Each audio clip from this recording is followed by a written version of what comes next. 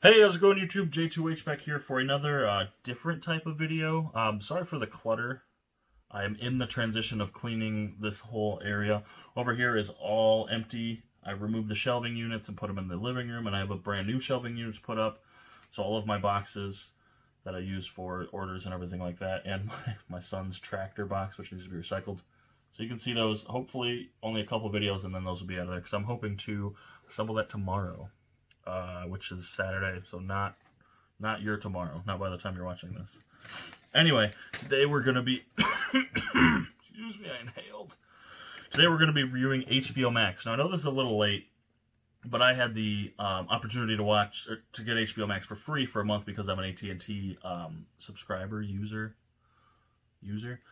So I had 30 days free of HBO Max, and I wanted to review page front and back of everything I watched on the service as well as the service. So first I'm going to review the service, just in case you're not interested in my thoughts on TV shows or movies. So the service itself was fine. It was available on all of my devices except my Fire Stick, which I've talked about a lot on my podcast with Mr. Crazy Joe, Megapodtastic. He is very much against HBO Max for not being on the Fire Stick, and I couldn't blame him, but I had it on my tablet, my phone, and my Xbox One, so I was able to watch everything. The service was fine. I like some of the layout. I like that they have sections, like there's a Sesame Street section, and there's a Crunchyroll section, Adult Swim, for the Rick and Morty stuff. Is it ACM? No, TCM, Turner Classic Movies, had a section. Studio Ghibli, or Ghibli, had its own section. You could click there, and then it would give you everything. Which was good, but also, if you're just using the service like you would HBO Now, which I'm used to, it was hard to get to some shows. All of the shows that I ended up watching, I had to search for, with the exception of two, because they just weren't they weren't on the screen. And if you go to, if it was a comedy, if you go to comedy, I still couldn't find the show I was looking for, so I had to search for it. So it makes me wonder how much of their own HBO stuff is going to fall to the wayside because they're not promoting their own stuff. They're promoting all the new stuff, like The Big Bang Theory and the new original programming, and still Game of Thrones, but not shows like Silicon Valley or Entourage. They're just not promoting that stuff, and I don't understand if it might just be a layout issue. There's not enough spots for all these shows, or maybe I just have weird taste and they're not mainstream taste. I don't know. But yeah, other than that, I mean, the issue, the playing was fine. The quality was great. HD content. I don't think I streamed anything in 4K. I don't know if 4K is even available. The app was a little touchy for my liking. The back feature, if you were to go, say you were watching Entourage season 4, episode 2, and you wanted to go back to episode 1, there's a back button, but instead of taking it back to episode 4, or even Entourage, it takes you back to the beginning of HBO Max. There's no way it was really hard to go from episode back to a season. It's near impossible to do that, and it's really impossible. It's very hard to go from episode back to just the show main page. If that makes sense. But to get from episode to season was near impossible. Season to show, it just wants you to go all the way back to the beginning of the HBO Max, and after the third or fourth time I did that, I ended up just adding stuff to they call it your watch list. That way I know if I went all the way back, which happened quite a bit, I could just click it back and it'll take me right to exactly where I was. So that was the only interface issue I had. As far as content, I mean, it's not like my quality was never there. I'm trying to get my words here. I don't want to sound too negative. The quality was always there. It never interrupted or stopped me from watching an episode, and nothing ever buffered. There you go. That was the word I was looking for. It never buffered. Between my internet and my work internet, where I watched it on my tablet, it never buffered. Though there was an incident, which I'll talk about a little later. I'm going to get to the second page. Where I was watching a TV show and I was halfway through an episode and it stopped, froze. So I hit, B, because I was watching on my Xbox, hit B to go back, and the content was gone. The show had completely just been taken off HBO Max. Later that night, it was put back on, but that's an issue. So I'd say overall, if I had to grade the service, I ended up on the podcast. I gave it a high 5, and then I also put it on the damage report. So it's somewhere in the middle. And I don't think it's fair to put it on the damage report because it's not available on 2 platforms, which are the Roku and the Amazon Fire. I'd have to say like a C plus, maybe a B minus, depending on what you're looking for, as far as it being an actual service. And the biggest thing, no, I'd say C plus, because I just realized this. Because it was free, I would rank it more like a B minus. But when you think about paying $15, so $14.99. I don't believe it's worth the $14.99, honestly. I believe through everything I've ever wanted to watch on HBO, besides with the exception of one, and that wasn't even really on my watch list, in 1 month. Like everything else I could take or to leave it, I don't need to watch that. Including The Big Bang Theory, but I own those on Blu-ray, so I didn't watch those on HBO Max. So that's my review of the service. Like I said, C+. I wouldn't recommend it over Netflix, which I'm not a huge fan of either. Netflix gets like a C+ in my eyes. Not over Disney Plus, and definitely not over Hulu. Or what other service do I have? I think that's all of them. So, that's the service. Now I'm going to review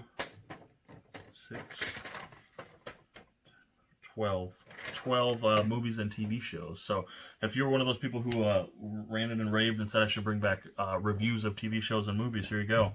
I got 12 of them, so... Sorry, I'm kicking this thing over here. First thing I watched on HBO Max was Silicon Valley Season 6. Now, I've watched the first 5 seasons on HBO Now, and HBO Now, before I had HBO Max. I started Season 6 on Hulu, and, again, which is one of the negatives, is they put, like, right before HBO Max, they put up a bunch of the stuff that I would have paid for HBO Max for, free on Hulu, which I have, and I pay for Hulu Live, so that's why. But I take that as a negative because they put up all their good stuff on Amazon on Hulu for free. So Silicon Valley Season 6. My thoughts were, the Season 6 itself was a downer season, was like almost depressing at times. And it was super anticlimactic for a season, as far as the actual just Season 6. As far as it being a show, I loved that show. It's HBO Max, HBO's answer to The Big Bang Theory, and I think in certain episodes, not often, it's actually better than The Big Bang Theory. Now you can watch both of them on the same service, but it's rated R, The Big Bang Theory. My man crush for Kumail Nanjiani was based out of the show. I love Thomas Middleditch, who is Richard Hendricks, T.J. Miller, take him or leave him, you know what I mean. But it was a good show. I highly recommend the show. I think there's a complete series bundle, which I would recommend. I think it's DVD, not Blu-ray. But it's a great show. I recommend it. Season 6 was just not on the level of seasons 1, 2, 3, or 4. And then not even 5, which wasn't on the level of the other 4. So, my only thing. And like I said, it was available on Hulu for free. So, kind of a negative because I'd say 90% of it on Hulu for free. And then, props to Hulu, they took it off right before I finished it. But had I known earlier, I could have finished it on Hulu. I didn't need HBO Max. The next thing I watched was Westworld Season 3. Now, I love Westworld. I have the first 2 seasons on 4K in the bedroom. Very good show, very interesting, get your mind going kind of show. If you're wondering what I'm looking at, I have notes, so because there's so much of this stuff. But Season 3 of Westworld brought in Aaron Paul, who I love from one of my favorite TV shows of all time, Breaking Bad. It brought in Aaron Paul as a pretty important character, probably the main character of the show going forward, which is nice, and not really a spoiler. I have in here, it literally says word for word, good, confusing, and good, because that's every season of Westworld. Like, it's really good. Some of the stuff gets a little convoluted, like really towards the middle. They just like twist and turn the story on you, and then it gets great again. And even when it's in the confusing times, it's still really good. I liked Season 3 better than Season 2. I like Aaron Paul, so like I said, it's hard to it was going to be hard for me not to like this season. And I'm really looking forward to Season 4. I feel like I've given a presentation because I could have remembered that I was looking forward to Season 4, but I wanted to make sure I got everything. I'm really looking forward to Season 4, which will probably be in like 2 or 3 years. It's not an every year deal. It's not like a sitcom. They take breaks. So I'm really looking forward to Season 4. Next thing I watched was Season 5 of Ballers, which again I watched the first 4 seasons on HBO Now, and I almost caught this when it was for free on Hulu, because this was another thing. This is going to be a common theme in this episode, this review. That a lot of the stuff I would watch was free on Hulu. I think with the exception of Barry. Now, season 5 of Ballers was okay. It wasn't the greatest season. The two main characters were kind of split most of the season. Because of a storyline, whatever, it's still part of the show, but it was like, this is your last season. Like, a lot of shows do this, where the last season they try to split up the two main characters, like a Jim and Pam or Dan and Roseanne. Jim and Pam is The Office, Dan and Roseanne. But, like, I don't know what it is about the last season of shows. They try to, like, go out on a high note, or they try to hit you in the heartstrings and try to separate these two main characters right in the last show. I don't like that at all.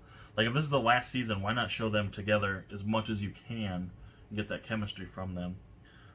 As far as Ballers season 5. The other thing with the seasons of Ballers, they were very inconsistent. Like, I thought, like, season 1 had a plot point, and then season 2, and then 3, and then 4. Not very many plot points. In fact, I don't think any besides between 4 and 5 stretched between any seasons. Like, as soon as they talk about something in season 1, they're only going to talk about it for season 1. As soon as the season 1 ends, they never talk about that plot point again. And that's really evident in the season 4. Yeah, it is season 4.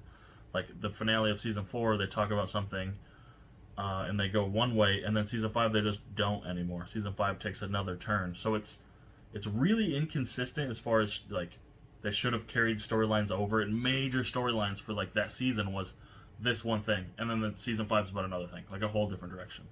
So pretty inconsistent for me. Basically, it was like and I'll talk about this in a moment, it was just the sports version of Entourage. I actually think Entourage was better, now that I've seen both shows, but that's exactly what it felt like. As much as I watched Entourage, I was like, oh wow, this feels like Ballers, and then I realized, oh yeah, Entourage was first, so Ballers feels like Entourage, not the other way around. So, and then, like I said, mentioned free on Hulu. Next thing I watched was Looney Tunes cartoons, which was a new batch of the Chuck Jones Looney Tunes. I don't know if it's actually Chuck Jones anymore. Looney Tunes cartoons. And not to review the content here, realistically the only thing I have is it felt like the old classic cartoons. Like, it was a fun watch for me, and I put them on also, like, to try to get the kiddos' attention so we could watch together, which was really meant a lot to me to watch these cartoons with my son. The same stuff I grew up on, kind of. They're remastered, so they looked a lot better. And there's some different themes, Of course, it's 2020, so you can't do a lot of what you used to. A lot of people mentioned that Yosemite Sam didn't have his gun anymore. Oh well. It doesn't really change much as far as the plot goes. Like, you didn't even notice unless someone pointed it out to you. So, thumbs up there. Liked that stuff a lot. I think I give it a high five on the podcast even. Next was the second season of Barry, which I marathoned all in one day. Really good show. I especially love Bill Hader. The reason I started watching the show, it used to come on right before or right after Silicon Valley, which was right before or right after Game of Thrones. It was definitely after Game of Thrones, but it was either right before or right after Silicon Valley. Awesome show. Season 2 was almost as good as the first season. I wrote down that Ballers would be Barry would be a show that would make me want HBO Max again. Like, when Barry season 3 airs and is over, I'm going to want to watch the season 3, so I'm going to want to watch HBO, I'm going to want to get HBO Max and watch it just for season 3 of Barry. Like, that's how good Barry is. I love that show. So, of all of these shows, a lot of them are over. Westworld's not, but Ballers and Silicon Valley are. But a show like Barry would get me to watch HBO again. It would get me to pay the $15.99, even if I only have to pay for 1 month to watch, the season. But really good. It's like a comedy. It's a super dark comedy. Some of the stuff that's funny is like, it's very dark, which is my alley there. I liked Barry a lot. I guess I didn't go over what shows what. So Silicon Valley is like it's about IT guys. It's a funny IT guy show, like The Big Bang Theory. It's about nerds. Westworld is it's a sci-fi. It's like a sci-fi thriller, fantasy. There you go. And Ballers is like it's a drama. So, and Barry, like I said, Barry's definitely a dark comedy. Like, I even looked at, like, what's the genre of this film, or this series, because There's a scene which is so dark, but the way they do it, I was laughing my ass off, and I was like, "What is this considered?" And it's a dark comedy. Next thing I watched was all 8 seasons of Entourage, which was recommended to me constantly by Joe Martinez. So I figured I would. I even took a vote on my Instagram. I said, should I watch Entourage or Berserk, which was only 2 seasons, and it was based on a manga. It was an anime show, and Entourage won pretty handedly. So thank you to Joe Martinez, because I ended up loving the show. Obviously not my favorite show of all time, but I really liked it. Like, marathoned it. I was texting him like, "Hey, I'm already finished season 2 or 3," and he's like, "Well, 3's the longest one," but like I would watch entire seasons in a day, and he was like, "Oh my gosh!" And we were talking about some of the plot points. Like I said, great show. A couple of the seasons I thought were the weaker seasons. 7 and 8, 6 wasn't the greatest, and that's just in comparison to the first couple. Like season 3 is awesome. Like season 3 might have been the peak of the show for me. But it was a fun show. This one's more. It was a drama. This is a comedy drama. And some of the actors are hilarious. I know Joe likes it for Johnny Drama, and he's a highlight of the show for me as well. And then I actually watched the movie, which isn't available on HBO Max. That doesn't make any sense to me. But I got the movie from a Dollar Tree, actually, so I paid $1 before I even watched the show. I watched the movie. It just felt like a long episode of the show, which is awesome. I like when that happens. Like El Camino felt like a long episode of Breaking Bad, and I love Breaking Bad, so it got like a 5-star. Entourage, the movie, felt like a long episode of Entourage, so again it got I liked it. I enjoyed it. So a mini review of the movie there of Entourage, but I don't know why it's not on HBO Max. You got all 8 seasons, and I'm pretty sure it's is it a Warner Brothers? It might not be. It might be Universal. But you just don't have the movie on. It's got to be Warner Brothers. I don't know. We don't have the movie on HBO Max. Halfway done. Next show wasn't the greatest. This one I watched the first season when I had HBO Now, just kind of out of curiosity. The cast is awesome. It's The Deuce, which is based off of prostitution in the, I think it's the 60s, and then the 70s, and then the 80s. Yeah, each season is a decade. But it's got James Franco and Maggie Gyllenhaal. The first season, so it's about the transition from prostitution, and then some prostitutes start filming pornography. So it like transitions there, and especially season 8, like pornography, it explodes, of course. So it was interesting. The runtime on the episodes, everything else except for Westworld was like a half-hour runtime, except for Looney Tunes was like 10 minutes. Half-hour runtime, super digestible. The Deuce is an hour. And a lot of those times I felt like, man, this is like the same episode still. Like the episodes drug on. James Franco actually plays twins in this. He plays Frankie and Vince. He looks the same, but they're two very different characters. And I thought he knocked it out of the park. Maggie Gyllenhaal plays an aging prostitute and eventually a porn director. And she did really well too. Like I said, it just felt overly long. Had like an okay, like I would call the ending fine. Like it was just fine. Like that was it. Nothing huge.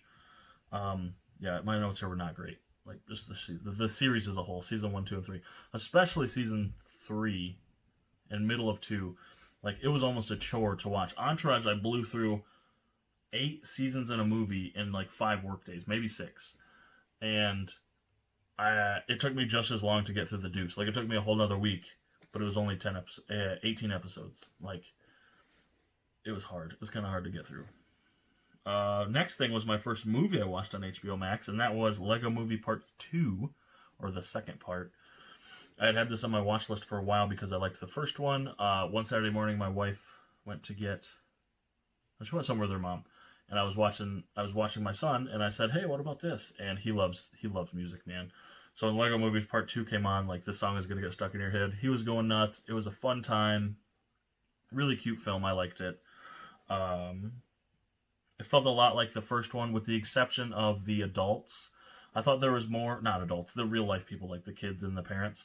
I thought there was way more on-screen human beings in the first one. Like it felt like a main part of the story, whereas the second one kind of felt like the human beings were the side plot, which is kind of the truth, but it felt like they were an afterthought, especially because one of the characters doesn't even come back. He's just voice only. And the character that they do introduce is Maya Rudolph, who, amazing actress, I like her a lot, but she could have been played by literally anyone else in this movie. She has like 2 lines in the whole thing, and they're not funny. Like, I get what she's trying to do, but I hated it. I hated that part of the movie. That's my least favorite part of the whole movie, was her line. And her just okay acting. Like, meh. What else are my notes say? Humans left felt like first. Yeah, that was it. Next thing I watched when I thought my son was asleep, I thought he was asleep, otherwise I wouldn't have turned this movie on, was The Curse of La Llorona. Turns out he was awake on my lap and watching, so the good news is it didn't scare him much because it's not very scary. But my notes, I didn't think it was nearly as bad as people thought. People apparently fucking hate this movie, like shit upon this movie. Maybe it was because they expected it to scare their pants off. It didn't. But I didn't have a problem with it. Like, I watched the whole movie. I think I jumped once, which made my son jump, which is why I knew he was watching. So amazing parenting there by me. But it was okay, you know, not a bad movie. You know, I own the Blu-ray, so that's the only reason I watched it on HBO Max, was probably pure laziness because he was asleep on me, or I thought he was asleep. Only reason I watched it on HBO Max. So I do own it. It's gonna stay in the collection, like it made the shelf. I just don't get to hate, I don't think. And I liked how it ties into the Conjuring universe. So. My other 2 notes are, I love Linda, I think it's Cardellini. I love her. She's one of my favorite actresses. She's, you know, great in like Grandma's Boy, the 2 Scooby-Doo live-action movies, and the 2 Daddy's Home movies. I love her a lot. She's great in Age of Ultron. Just one of my favorite actresses. And then the other note I have is my wife refused to watch this movie because it's about the child, like someone coming to steal your children. Just refused to watch this movie, so I had to watch it without her. But I think she would have watched this and been just fine. It wasn't overly scary, especially my son was sitting or laying on my lap, and I was like, in no way, shape, or form am I worried about this bitch coming to get my child.